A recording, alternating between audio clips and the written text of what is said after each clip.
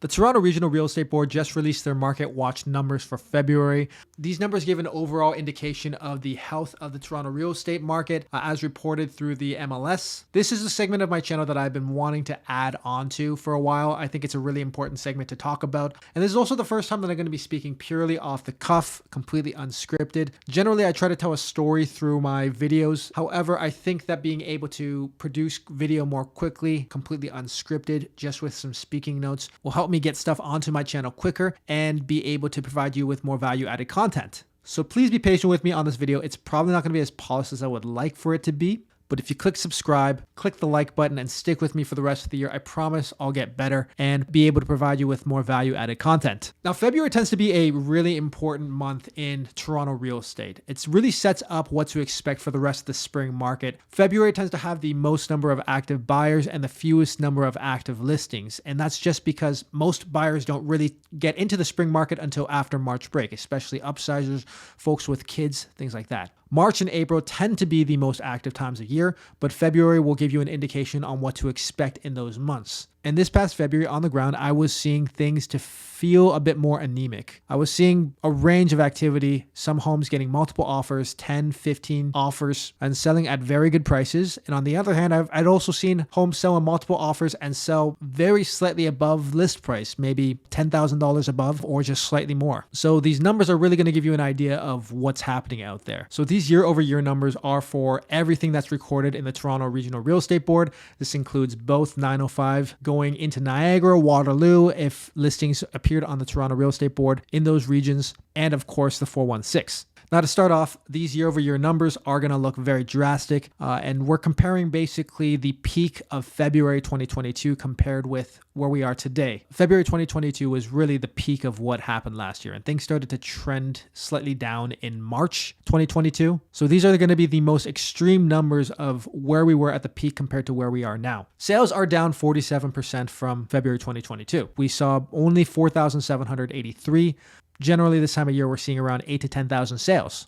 Listings were also similarly down about 41% to 8,367. Now, the big number here is average price. Average price was down almost 18%, more specifically 17.9% to $1,095,000. So this is all condos, freehold homes in the 416 and outside. And of course, number of days on market are up from 9 to about 22. And this is for number of property days on market. So any homes that were listed multiple times, it's up from 11 to 33. Now, this is a pretty strong indicator of if offer dates are even effective anymore. I'm seeing homes that do have offer dates. They're not performing as well as they could should they be listed high and taking offers anytime. And I find that buyers right now, they're not succumbing to pressure of other competition as easily unless the home is particularly unique or very, very stunning. So something to consider if you're thinking about selling in this market. Now, if we break it down by property type and by area, we're seeing that actually the lower segment properties, condos and townhomes, have not fallen as drastically as other property types such as detached and semi-detached. And the big reason for this, I've alluded this to in a number of my other videos, is that everyone needs to live somewhere. Condos and townhouses tend to be the most affordable segment for first-time homebuyers to buy, first-time investors to buy into.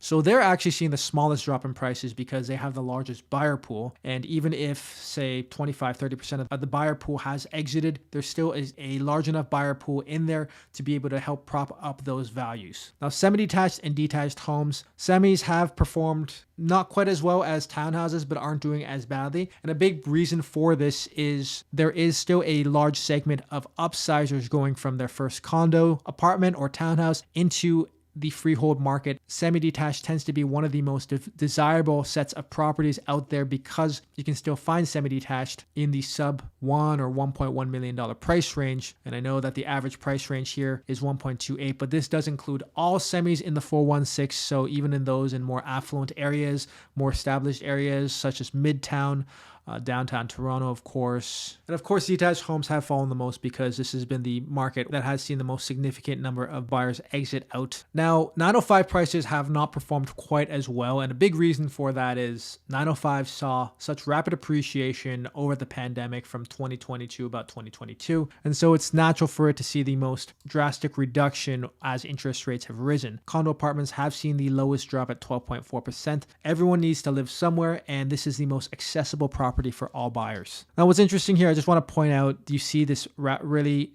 significant drop of 25.9% for semi-detached. A big reason is there are fewer semi-detached in the 905, and in the 416, there are still luxury semi-detached. It's really dependent on neighborhood and how established and old the neighborhood is. Again, I mentioned downtown Toronto, versus in the 905, semi-detached does tend to be mostly mid-market. And if they're all selling around, say, 950, you do have options as well in the edges of the 416 where you can buy a semi for that price range as well. So while it does seem drastic, it's not quite what it seems until you kind of realize the entire picture. For the most part, I do see a lot of buyers going out to the 905 to be able to buy a detached home. Now, these numbers in terms of the number of sales that happened this month and listings and average price seem really serious. But just to give you guys a little bit of context on how it's trending over the past few years, I'm going to show you another graph that's included in this Market Watch report. Now, this graph shows actually the number of sales that happen by month for the last 4 years. And here you can see that March and April do tend to be the most active times of year in the spring market. And we have a slight lift off of where we were in January. And so I would still expect March to be more active, but we're still going to be trending significantly below what the last 4 years have been. Now, in terms of average price, there's a big question that I do often hear from buyer prospects of, are we expecting another price drop to happen? I'm certainly not rejecting the idea. Certainly if interest rates rise again, and I don't just mean 25 basis points, but 50, 75 basis points, and we do see significant upward pressure on mortgage payments, or we do start to see a collapse in private lending, then we might start to see more inventory come onto the market, more desperate sellers. However, at this point in time, what I'm also seeing is a lot of sellers are being stubborn and they're willing to wait out the price. I have a lot of seller prospects that are in that same boat. They want to sell, but they need to make sure that they can get their right price, and understanding and knowing the market conditions, they're just not motivated enough to go and explore the market right now. So that's also what's holding back a lot of the inventory. As you can see here, new listings are barely up from January. Not sure what to expect from March. However, in these first few days, I'm not seeing a new slew of inventory. Like I mentioned, most of the inventory does tend to happen after March break. And the reason for that is a lot of realtors, they tend to avoid the risk of having a large buyer pool not active during that 1 week or so, which can significantly affect things like offer dates or what the perceived activity is on the real estate market. So I do expect the pickup to happen more late March, mid to late March, rather than the first couple weeks. Now, as far as average price goes, we're still trending above 2021, though average price for the entire GTA is 17.9% below what the peak February 2022 prices were. In one of my previous videos that I'd released that went over the worst bubble buys, people are still spending more per month, assuming a 20% down payment on their mortgage than they were had they purchased in February 2022 at the peak and locked into a fixed rate mortgage, because mortgage rates right now are between 5 and 6%. And realistically, for the buyer to be securely ahead in purchasing now versus even when they were purchased at the market peak, they would have needed to see between a 25 and 28% drop in value for the same home before both their purchase price and the mortgage amount is lower than had they purchased in February 2022. That doesn't mean that they're not ahead if they buy now. Of course, they're paying more per month now, but when they come to the mortgage renewal, assuming that mortgage rates will be much lower over the long term of the home ownership, they will probably be ahead in terms of their total cost of home ownership over the 25 or 30 years of their home ownership. Now, one last thing I actually want to go through with you guys is there's a big question on what we can expect for the rest of the year. I've already mentioned that February sets up what the spring market is going to be looking like. I don't expect significant pickup. I expect more sort of the same with this sort of anemic market, and I don't expect any significant change until potentially August rolls around, where we start to see the first activities of the pre-fall market. However, these is just to give you a little bit of context on how the Toronto real estate market has performed over the last 27 years or so. 1996 goes back to where the numbers actually were tracked month over month. On average, there are about 33,000 transactions that happen in the 416 between both condos and freehold homes. Now, looking at this chart here, you can obviously see that, the first 6 years or so were all under 30,000. Of course, there were significantly fewer condos and townhomes back then. So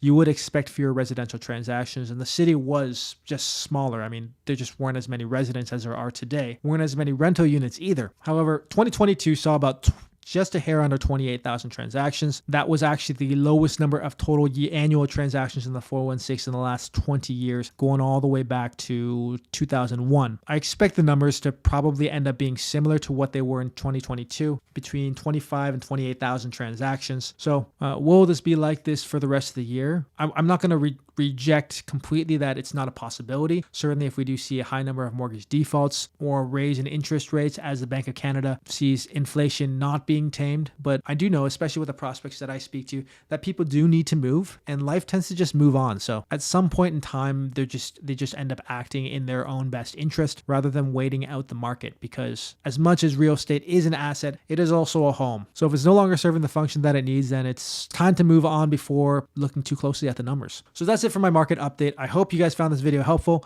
If you guys want to get in touch, the best way to reach out to me is by clicking on the link below in Calendly in the description below and scheduling an appointment with me. I look forward to providing you guys with more value-added content. And again, I would appreciate a like and a subscribe, and I'll see you guys in the next one. Cheers.